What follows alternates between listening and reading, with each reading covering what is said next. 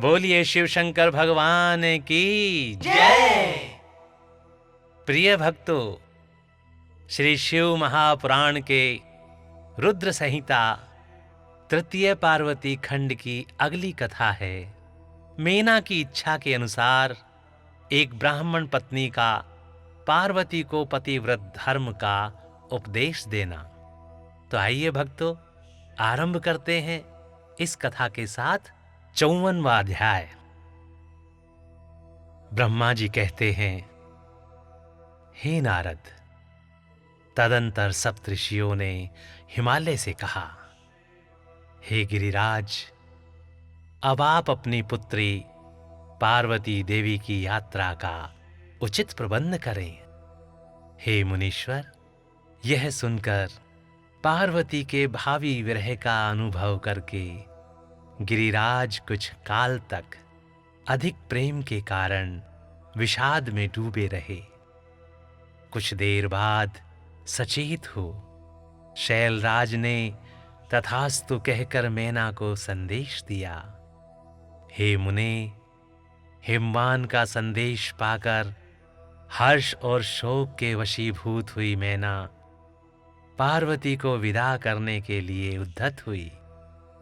शैलराज की प्यारी पत्नी मैना ने विधि पूर्वक वैदिक एवं लौकिक कुलाचार का पालन किया और उस समय नाना प्रकार के उत्सव मनाए। फिर उन्होंने नाना प्रकार के रत्न जड़ित सुंदर वस्त्रों और बाहरे आभूषणों द्वारा रजोचित श्रृंगार करके पार्वती को विभूषित किया। तत्पश्चात मैना के मनोभाव को जानकर एक सती साध्वी ब्राह्मण पत्नी ने गिरिजा को उत्तम पतिव्रत की शिक्षा दी।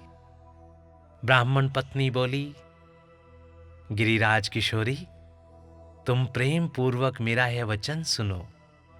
यह धर्म को बढ़ाने वाला, इहलोक और परलोक में भी आनंद देने वाला तथा श्रोताओं को भी सुख की प्राप्ति कराने वाला है।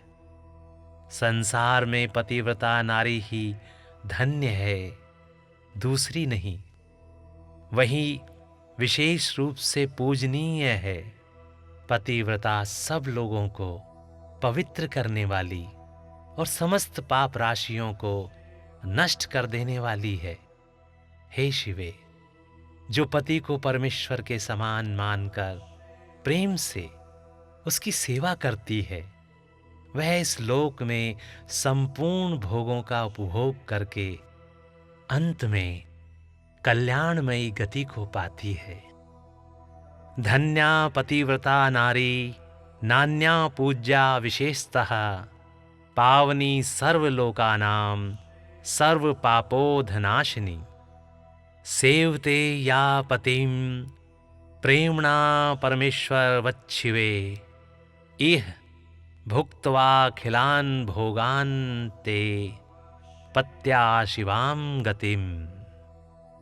सावित्री, लोपामुद्रा, अरुंधति, शांडिली, शतरूपा, अनसूया, लक्ष्मी, स्वधा, सती, संज्ञा, सुमति, श्रद्धा, मेना और स्वाहा, ये तथा और भी बहुत सी स्त्रियां साध्वी कही गई हैं। यहाँ विस्तार भय से उनका नाम नहीं लिया गया।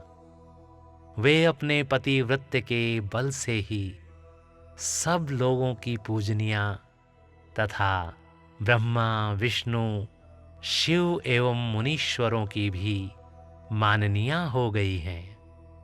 इसलिए तुम्हें अपने पति भगवान शंकर की सदा सेवा करनी चाहिए।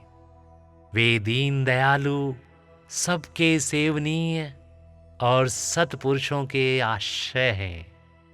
श्रुतियों और स्मृतियों में पातिव्रत धर्म को महान बताया गया है। इसको जैसा श्रेष्ठ बताया जाता है, वैसा दूसरा धर्म नहीं है। यह निश्चय पूर्वक कहा जा सकता है। पातिव्रत्य धर्म में तत्पर रहने वाली स्त्री अपने प्रिय पति के भोजन कर लेने पर ही भोजन करे। हे शिवे, जब पति खड़ा हो तब साध्वी स्त्री को भी खड़ा ही रहना चाहिए। शुद्ध बुद्धि वाली साध्वी स्त्री प्रतिदिन अपने पति के सो जाने पर सोए और उसके जागने से पहले ही जग जाए। वह छल कपट छोड़कर सदा उसके लिए हितकर कार्य ही करे। हे शिवे, साध्वी स्त्री को चाहिए कि जब तक वस्त्राभूषणों से विभूषित ना हो ले, तब तक वह अपने को पति की दृष्टि के सम्मुख न लाए। यदि पति किसी कार्य से परदेश में गया हो तो उन दिनों उसे कदापि श्रृंगार नहीं करना चाहिए। पतिव्रता स्त्री कभी पति का नाम न ले। पति के कटु वचन कहने पर भी वह बदले में कड़ी बात ना कहे। पति के बुलाने पर वह घर के सारे कार्य छोड़कर तुरंत उसके पास चली जाए और हाथ जोड़ प्रेम से मस्तक झुकाकर पूछे, हे नाथ, किस लिए इस दासी को बुलाया है? मुझे सेवा के लिए आदेश देकर अपनी कृपा से अनुग्रहित करें। फिर पति जो आदेश दे उसका वह प्रसन्न हृदय से पालन करे। वह घर के दरवाजे पर देर तक खड़ी न रहे, दूसरे के घर न जाए, कोई गोपनीय बात जानकर हर एक के सामने उसे प्रकाशित न करे। पति के बिना कहे ही उनके लिए पूजन सामग्री स्वयं जुटा दे तथा उनके हित साधन के यथोचित अवसर की प्रतीक्षा करती रहे। पति की आज्ञा के लिए बिना कहीं तीर्थ यात्रा के लिए भी न जाए। लोगों की भीड़ से भरी हुई सभा या मेले आदि के उत्सवों का देखना वह दूर से ही त्याग दे। जिस नारी को तीर्थ यात्रा का फल पाने की इच्छा हो, उसे अपने पति का चरणोदक पीना चाहिए। उसके लिए उसी में सारे तीर्थ और क्षेत्र हैं, इसमें संशय नहीं है। तीर्थार्थिनी तु या नारी पति पादोत्कम पीबेत, तस्मिन् सर्वाणि तीर्थानि क्षेत्राणि च न संशयः। पतिव्रता नारी पति के उच्छिष्ट अन्न आदि को परम प्रिय भोजन मानकर ग्रहण करे और पति जो कुछ दे उसे महाप्रसाद मानकर शिरोधार्य करे। देवता, पितर, अतिथि, सेवक वर्ग, गौ तथा भिक्षु समुदाय के लिए अन्न का भाग दिए बिना कदापि भोजन न करे। पातिव्रत धर्म में तत्पर रहने वाली गृह देवी को चाहिए कि वह घर की सामग्री को संयत एवं सुरक्षित रखे, गृह कार्य में कुशल हो, सदा प्रसन्न रहे और खर्च की ओर से हाथ खींचे रहे।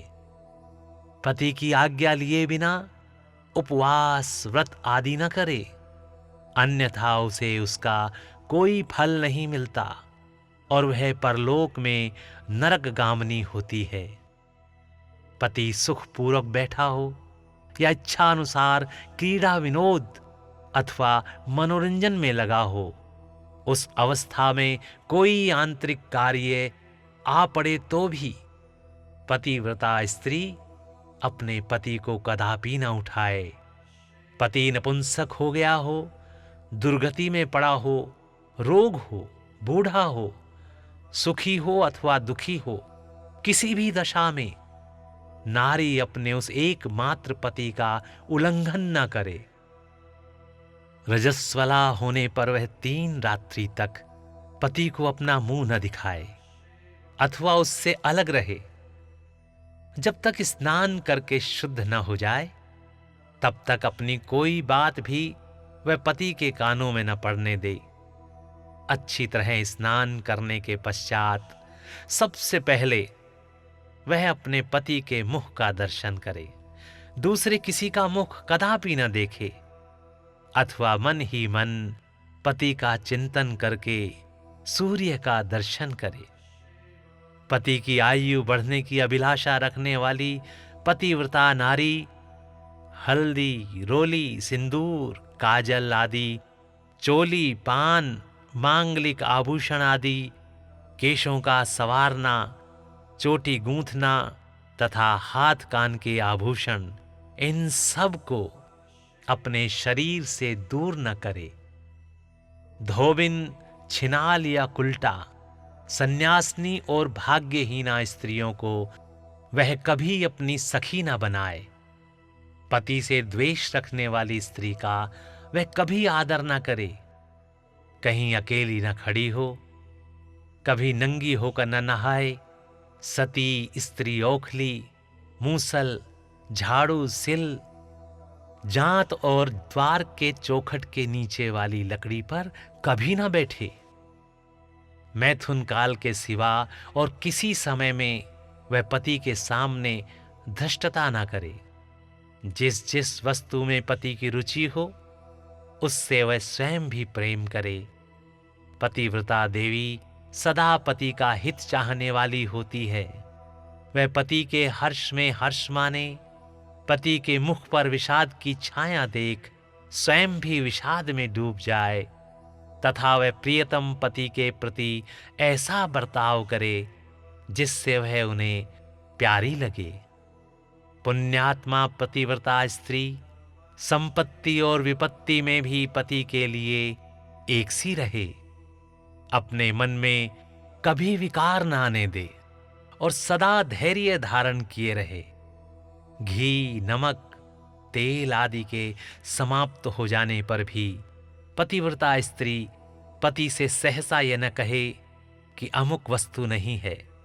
वह पति को कष्ट या चिंता में न डाले। हे देवेश्वरी, पतिव्रता नारी के लिए एकमात्र पति ही ब्रह्मा, विष्णु और शिव से भी अधिक माना गया है। उसके लिए अपना पति शिव रूप ही है। विधेर विष्णोर हराद्वापि पतिरेको अधिको मतः पतिव्रताया देवेशी स्वपति है शिव एव च। जो पति की आज्ञा का उल्लंघन करके व्रत और उपवास आदि के नियम का पालन करती है वह पति की आयु हर लेती है और मरने पर नरक में जाती है। जो स्त्री पति के कुछ कहने पर क्रोधपूर्वक कठोर उत्तर देती है वह गांव में कुतिया और निर्जन वन में सियारिन होती है। नारी पति से ऊंचे आसन पर न बैठे, दुष्ट पुरुष के निकट न जाए और पति से कभी कातर वचन न बोले, किसी की भी निंदा न करे, कलह को दूर से ही त्याग दे, गुरुजनों के निकट न तो उच्च स्वर से बोले और न हंसे। जो बाहर से पति को आता देख तुरंत अन्न, जल, भोज्य वस्तु, पान और वस्त्र आदि से उसकी सेवा करती है, उनके दोनों चरण दबाती है, उनसे मीठे वचन बोलती है तथा प्रियतम के खेद को दूर करने वाले अन्यान्य उपायों से प्रसन्नता पूर्वक उन्हें संतुष्ट करती है, उसने मानो तीनों लोगों को तृप्त एवं संतुष्ट कर दिया। पिता, भाई और पुत्र परिमित सुख देते हैं, परंतु पति असीम सुख देता है। अतः नारी को सदा अपने पति का पूजन, आदर, सत्कार करना चाहिए। पति ही देवता है, पति ही गुरु है और पति ही धर्म, तीर्थ एवं व्रत है। इसलिए सबको छोड़कर एकमात्र पति की ही आराधना करनी चाहिए। भर्ता देवो गुरुर्भर्ता धर्म तीर्थ व्रतानि च तस्मात् सर्वं परित्यज्य पतिमेकं समर्चयेत्। जो दुर्बुद्धि नारी अपने पति को त्याग कर एकांत में विचरती है या वे विचार करती है, वह वृक्ष के खोखले में शयन करने वाली क्रूर उल्लू की होती है। जो पराये पुरुष को कटाक्षपूर्ण दृष्टि से देखती है, वह इंचातानी देखने वाली होती है। जो पति को छोड़कर अकेले मिठाई खाती है, वह गांव में सुअरी होती है अथवा बकरी होकर अपनी ही विष्ठा खाती है। जो पति को तू कहकर बोलती है, वह गूंगी होती है। जो सोच से सदा ईर्ष्या रखती है, वह दुर्भाग्यवती होती है। जो पति की आंख बचाकर किसी दूसरे पुरुष पर दृष्टि डालती है, वह काणी, टेढ़े मुंह वाली तथा कुरूपा होती है। जैसे निर्जीव शरीर तत्काल अपवित्र हो जाता है, उसी तरह पतिहीना नारी भली भांति स्नान करने पर भी सदा अपवित्र ही रहती है। लोक में वह माता धन्य है, वह जन्मदाता पिता धन्य है, तथा वह पति भी धन्य है जिसके घर में पतिव्रता देवी वास करती है। पतिव्रता के पुण्य से पिता, माता और पति के कुलों की 3-3 पीढ़ियों के लोग स्वर्ग लोक में सुख भोगते हैं। सा धन्या जननी लोके सै धन्यो जनकः पिता धन्यः सै चै पतिर्यस्य गृहे देवी पतिव्रता। पितृवंशा मातृवंशा पतिवंशास्त्रयस्त्रयः पतिव्रतायाः पुण्येन स्वर्गे सौख्यानि भुंजते। जो दुराचारणी स्त्रियां अपना शील भंग कर देती हैं, वे अपने माता पिता और पति तीनों के कुलों को नीचे गिराती हैं तथा इस लोक और परलोक में भी दुख भोगती हैं। पतिव्रता का पैर जहां जहां पृथ्वी पर स्पर्श करता है, वहां वहां की भूमि पापहारिणी तथा परम पावन बन जाती है। पतिव्रतायाश्चरणो यत्र यत्र स्पृशेद भुवम तत्र तत्र भवेत् साही पापहंत्री सुपावनी। भगवान सूर्य, चंद्रमा तथा वायुदेव भी अपने आप को पवित्र करने के लिए ही पतिव्रता का स्पर्श करते हैं और किसी दृष्टि से नहीं। जल भी सदा पतिव्रता का स्पर्श करना चाहता है और उसका स्पर्श करके वह अनुभव करता है कि आज मेरी जड़ता का नाश हो गया तथा आज मैं दूसरों को पवित्र करने वाला बन गया। भार्या ही गृहस्थ आश्रम की जड़ है, भार्या ही सुख का मूल है। भार्या से ही धर्म के फल की प्राप्ति होती है तथा भार्या ही संतान की वृद्धि में कारण है।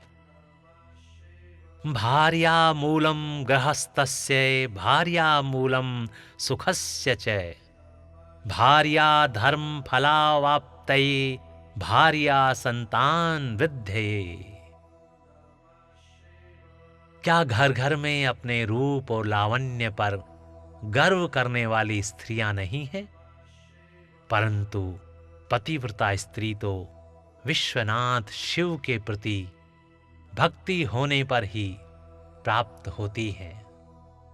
भार्या से इस लोक और परलोक दोनों पर विजय पाई जा सकती है। भार्याहीन पुरुष देवज्ञ, पितृयज्ञ और अतिथि यज्ञ करने का अधिकारी नहीं होता। वास्तव में गृहस्थ वही है जिसके घर में पतिव्रता स्त्री है।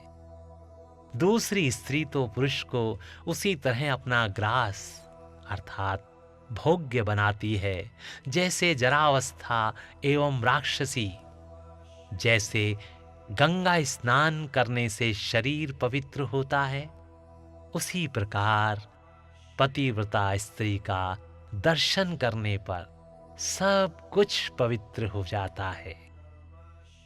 यथा गंगावगाहेन शरीरं पावनं भवेत्, तथा पतिव्रतां दृष्ट्वा सकलं पावनं भवेत्। पति को ही इष्ट देव मानने वाली सती नारी और गंगा में कोई भेद नहीं है। पतिव्रता और उसके पतिदेव उमा और महेश्वर के समान हैं। अतः विद्वान मनुष्य उन दोनों का पूजन करे। पति प्रणव है और नारी वेद की ऋचा।